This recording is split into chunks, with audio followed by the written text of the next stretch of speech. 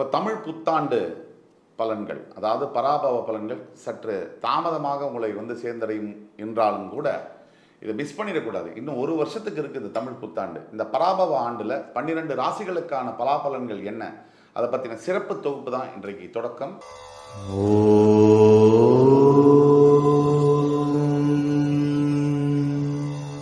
காலபுருஷ தத்துவத்துக்கு 7ஆம் வீடு என்று சொல்லக்கூடிய துலாம் ராசி. துலாம் ராசி நேயர்களுக்கு ஒரு மிகப்பெரிய குட் நியூஸ், நல்ல செய்தி அப்படின்னு பார்த்தோம்னா, உங்களோட வாழ்க்கையில், கடந்த கால வாழ்க்கையில் இதுவரையும் இல்லாத அளவிற்கு நிம்மதி, ஒரு பெருமூச்சு, ஒரு திருப்தி, சந்தோஷம் தரக்கூடிய பராபவ ஆண்டு. நாம மிச்ச ராசிக்கெல்லாம் நம்ம சொன்ன பலன்களை பார்த்துருந்தீங்கன்னா தெரியும். எங்கேயுமே மிகைப்படுத்தி சொல்லுவதும் இல்லை குறைச்சு சொல்லுவதும் இல்லை. துலாம் ராசி என்பர்களுக்கு 2026 என்ன நடக்க போகுது, பராபவ ஆண்டு தமிழ் புத்தாண்டுல எதை எதிர்பார்க்கலாம், எதை செய்யலாம், எதை செய்யக்கூடாது, அது ரொம்ப முக்கியம். சூதாட்டத்தில் கூட தொடங்கிறது எல்லாரும் தொடங்குவாங்க, ஆனால் எங்க நிறுத்தணும் அப்படிங்கிறது ரொம்ப முக்கியம். வாழ்க்கை கூட ஒரு சூதாட்டம் தான். ஆக எந்த இடத்துல எந்த உறவை நிறுத்தணும், எந்த இடத்துல எதை பேசணும், இந்த தெளிவை கொடுப்பதற்காக தான் இந்த காணொளி, இந்த வீடியோ. ஒட்டுமொத்த பராபவ ஆண்டுல ஓவராலா சொல்லணும்னா 90% உங்களுக்கு பாசிட்டிவான பலன்கள் இருக்கு. ஒரு 10% மட்டும் சின்ன சின்ன பிரச்சனைகள் வரலாம். இதுதான் இந்த ஆண்டு நீங்க எதிர்பார்க்கக்கூடிய விஷயங்கள். இந்த 6ஆம் வீடு மீன ராசியில சனி பகவான் இருக்கிறார். 5ஆம் வீட்டில் ராகு இருக்கிறார். உங்களுடைய 9ஆம் வீட்டில் குரு இருக்கிறார். உங்களுடைய 10ஆம் வீட்டிற்கு குரு ஜூன் 2ஆம் தேதி வரவிருக்கிறார். கடகத்திற்கு வந்து உச்சம் பெறவிருக்கிறார். உங்களுடைய 2, 4, 6ஆம் வீடுகளை குரு பகவான் பார்க்கவிருக்கிறார். உங்களுடைய 11ஆம் வீட்டில் தற்சமயம் கேது இருக்கிறார். இவ்வளவுதான். இந்த செட்டப்ல உங்களுக்கு என்ன நடக்க போகுது அதை பற்றி தான் பார்க்க போறோம். துலாம் ராசி நேயர்களுக்கு 6ஆம் வீட்டில் கிட்டத்தட்ட ஏப்ரல் 17ஆம் தேதி கூட்டு கிரகங்கள் இருப்பாங்க.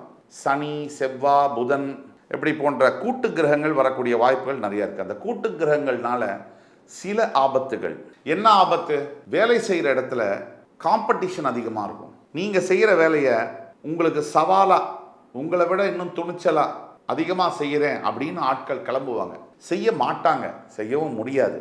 ஆனால் ஒரு பதட்டம், உங்களுக்கு ஒரு காம்படிஷன் கொடுக்குற மாதிரி, ஜாப் ப்ரெஷர் கொடுக்குற மாதிரி வேலைகளை அவங்க செய்வாங்க. சரியாக ஏப்ரல் 14ஆம் தேதி உங்களுடைய 7ஆம் வீட்டில் வந்து சூரியன் உச்சம் பெறும்போது கொஞ்சம் பப்ளிக் பீப்புள் கிட்ட மூவ் பண்ணும்போதும், இல்லை ரிலேஷன்ஷிப், க்ளோஸ் ரிலேஷன்ஷிப் கிட்ட மூவ் பண்ணும்போதும் கொஞ்சம் ஜாக்கிரதையாக நீங்கள் மூவ் பண்ணணும். அவசரப்படக்கூடாது, கவனம் அதிகமாக இருக்கணும். எமோஷனலாக, உணர்ச்சி வசப்பட்டு எந்த விஷயங்களையும் செய்யக்கூடாது. இந்த பராபவ ஆண்டில் ஆகஸ்ட், செப்டம்பருக்கு முன்னாடியே ப்ரமோஷனுக்கான வாய்ப்புகள் உண்டு. உங்களுக்கு பதவி உயர்வு, இடமாற்றங்கள், டிரான்ஸ்ஃபரோடு சேர்த்து ப்ரமோஷன், இல்லை வெளிநாடுக்கு சென்று வேலை செய்யக்கூடிய ஆன்சைட் ஆப்பர்ச்சுனிட்டிஸ், இதெல்லாம் வரக்கூடிய சான்சஸ் ரொம்ப அதிகமாக இருக்குது. பொதுவாக துலாம் ராசியில் உச்சம் பெறக்கூடிய சனி தன்னுடைய 6ஆம் வீட்டில், ராசிக்கு 6ஆம் வீட்டில் இப்போ இருப்பது என்பது மிக யோககரமான ஒரு காலகட்டம். எப்படி சொல்கிறோம் அப்படின்னா, பாவத்தை தன்னுடைய பாவமாக கொண்ட சனி பகவான் 3, 6, 11ஆம் வீடுகளில் அமரும்போது ராசியினுடைய 3, 6, 11 இந்த வீட்டில் இருக்கும்போது மிகப்பெரிய ராஜ பலன்களை தருகிறார் அப்படிங்கிறது ஜோதிடத்தில், சாஸ்திரத்தில் இருக்கக்கூடிய ஒரு அடிப்படை உண்மை. இப்போ 6ஆம் பாவம் உங்களுக்கு எவ்வளோ கடன் இருக்கு, நோய்கள், மறைமுக நோய்கள் இருக்கு, உங்களுடைய மறைமுக எதிரிகள் யார், அதையெல்லாம் சொல்லக்கூடிய பாவம். அந்த பாவத்தில் சனி இருக்கும் போது, அதாவது 5ஆம் அதிபதி 6ல் உங்களுக்கு இருக்கும் போது சனி பகவானாக இருக்கிறதுனால கடன்களை அவர் காலி பண்ணுவார். மறைமுக எதிரிகளை வெளியில் கொண்டு வந்து நீங்கள் அவங்கள ஜெயிக்கிற மாதிரி செய்வார். உங்களுடைய மறைஞ்சிருக்கக்கூடிய வியாதிகள் ஏதாவது இருந்தால் அதை வெளியில் கொண்டு வந்து அதுக்கு வைத்தியம் பார்க்கவும் வைப்பார். இப்படி சனி பகவானால் உங்களுக்கு பல நன்மைகள் உண்டு. பெரிய விஷயங்கள்ல நம்ம எடுத்து பார்த்தோம்னா, மொத்த வாழ்க்கையிலேயே ஒரு மனுஷன் கடன் இல்லாமல், நோய் நொடி இல்லாமல், எதிரிகள் இல்லாமல் இருந்தாலே பெரிய விஷயம்.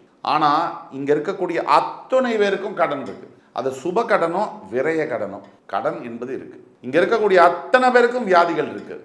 இங்கே இருக்கக்கூடிய அத்தனை பேருக்கும் எதிரிகள் இருக்கு. எதிரிகள் இருக்கணும். எதிரிகளே இல்லை அப்படின்னா நம்ம 10 பைசாவுக்கு பிரயோஜனம் இல்லைன்னு அர்த்தம். யாருமே நம்மளை எதிர்க்கலைன்னா என்ன அர்த்தம்? நம்ம முன்னேறவே இல்லைன்னு அர்த்தம். இது ஒன்று.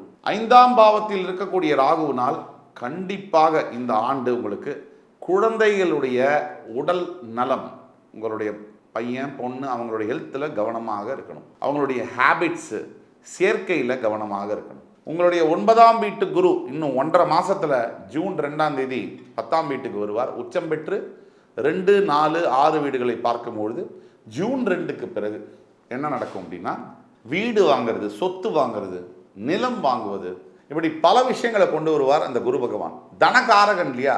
உங்கள் தனஸ்தானத்தை பார்க்கும்போது இப்போ தான் பல வருஷமாக சம்பாதிச்சேன், பைசா பெருசாக சேர்க்க முடியல, ஆனால் இந்த பராபவ ஆண்டில் பணம் நீங்கள் சேர்த்து வைக்கக்கூடிய அமைப்பை குரு பகவான் தருவார். தவிர துலாம் ராசிக்கு என்னமோ குரு ஒரு எதிரி, பயங்கரமான எதிரி. ஆனால் குரு பார்வை எந்த ராசிக்கும் எதிரி அல்ல. குரு உங்களுடைய 10ஆம் வீட்டில் உச்சம் பெறும்போது வேலை செய்கிற இடத்துல நிறைய டென்ஷன் இருக்கும். ஜூன் 2க்கு பிறகு நிறைய ப்ரெஷர் இருக்கும். ஆனால் குருவுடைய பார்வை 2, 4, 6 விடுறதுனால உங்களுடைய ப்ரெஷர் எல்லாம் சரியாகி நீங்கள் பாருங்கள், இந்த வருஷம் துலாமுக்கு ஒரு ராஜயோக வருஷம். எத்தனை பிரச்சனை வந்தாலும் அத்தனையும் ஜெயிக்கக்கூடிய யோகத்தை துலாம் ராசி அதிபர்கள் பெறுவார்கள். நீங்கள் விஸ்வரூபம் எடுக்கக்கூடிய ஒரு ஆண்டு. உங்களுடைய ஃபினான்ஷியல் சுச்சுவேஷன் பார்த்தீங்கன்னா சூப்பராக இருக்கும். பண வரவெல்லாம் அதிகரிக்கும், அதெல்லாம் சொன்னோம். மேரேஜ் செய்யறதுக்கான உகந்த காலமாக இந்த பராபவ ஆண்டு உங்களுக்கு அமைகிறது. ஒரு எடுத்துக்காட்டுக்கு துலாமில் நான் இருக்கேன், எனக்கு 35 வயசு ஆச்சு, கல்யாணமே ஆகலை சார், எவ்வளவோ வரன் பார்த்துட்டேன் வருஷக்கணக்காக, எனக்கு எதுவுமே செட் ஆகலை அப்படின்னா இந்த வருஷம் கல்யாணம் நடக்கும். அதில் ஒரு சின்ன சூட்சம், குலதெய்வ வழிபாடு, அதை நீங்கள் பண்ணதுக்கு அப்புறமா கல்யாண முயற்சியில் ஈடுபடணும். இதுதான் முக்கியம். மாணவ மாணவியர்களுக்கு, துலாம் ராசியில் இருக்கக்கூடியவர்களுக்கு மருத்துவ படிப்பு படிப்பதற்கான ஒரு ஆண்டாக இது அமைகிறது. மெடிக்கல் அட்மிஷன் யாருக்காவது வேணும்னு சொன்னால் இந்த ஆண்டு நீங்கள் நினச்சபடி அமையறதுக்கான ஆண்டு. எவ்வளவு காம்படிஷன் இருந்தாலும் நீங்கள் அந்த காம்படிஷனில் ஜெயிக்க போகிறீங்க. பெரிய பெரிய கவர்மெண்ட் காம்படிட்டிவ் எக்ஸாம்ஸாக இருக்கட்டும், இல்லை தனியார் நடத்தக்கூடிய காம்படிட்டிவ் எக்ஸாம்ஸாக இருக்கட்டும், எதுலேயுமே நீங்கள் ஜெயிக்கக்கூடிய வாய்ப்புகள் இருக்குது. 6ஆம் வீட்டில் கூட்டு கிரகங்கள் ஏப்ரல் 14ஆம் தேதி வருவதனால கொஞ்சம் ஹெல்த்தில் ஏப்ரல் மாதத்துலேருந்து மே மாதம் முடிகிற வரைக்கும் கவனமாக இருக்கணும்.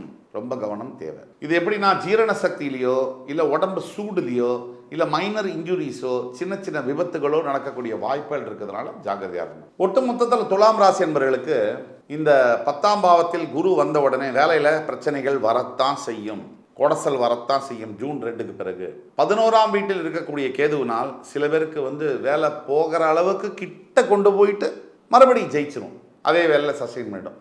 ஜூன் 2லேருந்து செப்டம்பர் 22 வரைக்கும் புது வேலையை தேடுறேன், இதெல்லாம் நீங்கள் செய்யக்கூடாது, அவாய்ட் பண்ணணும். புது ஜாபை தேடுறேன், புதுசாக கெரியர் அதெல்லாம் வேண்டாம். எந்த பிஸ்னஸ்க்கு மாறுறேன் அதெல்லாம் வேண்டாம். இருக்கிற வேலையை பிடிச்சிக்கிறதுல இருக்கணும். பயங்கர யோகமான காலம் இது அப்படின்னு ஏன் சொல்கிறோம்? கிட்டத்தட்ட ஒரு 25-30 வருஷத்துக்கு ஒரு தடவை வரக்கூடிய காலம்னு ஏன் சொல்கிறோம்? ஏன்னா சனி 6ல் போய் உட்கார்ந்துருக்காரு. இதுதான் மெயின் பாயிண்ட்டு.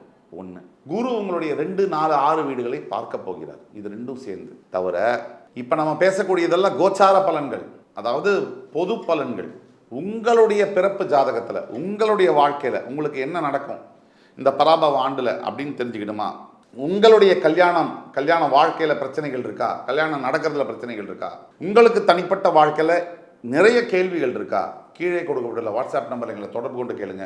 ஆன்லைன் கன்சல்டேஷன் மூலியமாக இல்லை நேரில் கன்சல்டேஷன் மூலியமாக, இன்பர்சன் மூலியமாக உங்களுடைய அத்துணை வாழ்க்கை பிரச்சனைகளுக்கும் துல்லியமான பலனை தர முடியும்.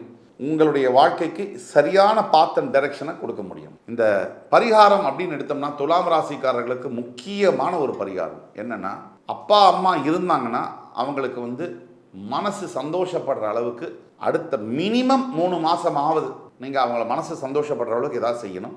தவிர கணவன் மனைவியையும் மனைவி கணவனையும் கொஞ்சம் ரெஸ்பெக்ட் பண்ணி நடத்தணும். இது ரொம்ப ரொம்ப முக்கியம். இதுக்கு பிறகு இன்னொரு முக்கிய பரிகாரம் என்ன அப்படின்னு பார்த்தீங்கன்னா, திருவண்ணாமலையில் கிரிவலம் வருவதும், அதே மாதிரி இண்டோர் போக முடிஞ்சவங்களுக்கு மகா காளேஸ்வர் அப்படின்ற கோவில் இருக்குது. கர்ப்ப கிரகத்தில் இருக்கக்கூடிய சிவனை தொடலாம், ஜோதிர்லிங்கம் அது. ஆக அந்த ஸ்தலத்துக்கு போய் வருவதும் பெரிய வாழ்க்கை மாற்றங்களை நடத்தும். இதில் சந்தேகமே தேவையில்லை. இந்த காணொலி உங்களுக்கு பிடிச்சிருக்கும்னு நம்புகிறேன். அடுத்து வரும் காணொலியில் மறுபடி உங்கள் எல்லோரையும் சந்திக்கும் வரை உங்களிடமிருந்து விடைபெறுவது உங்கள் சுபாஷ் பாலகிருஷ்ணன். நன்றி, வணக்கம், வாழ்க வளமுடன்.